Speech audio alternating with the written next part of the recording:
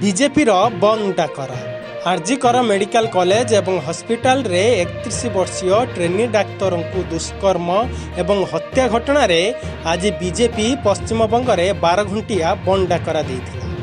BJP कहिछि कि एकछत्रवाद शासनर प्रत्युत्तर भाव में एही भली विक्षोभ जरूरी।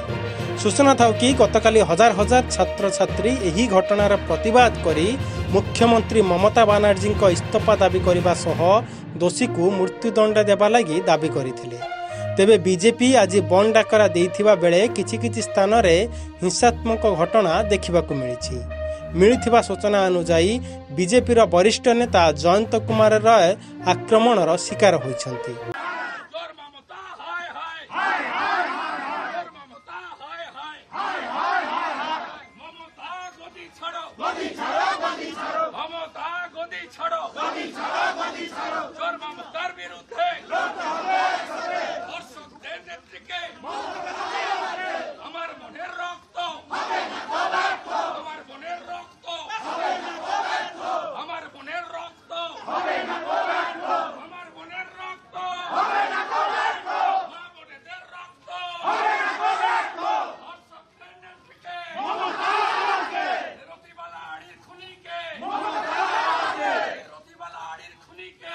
ब्यूरो रिपोर्ट मोर ओडिशा न्यूज।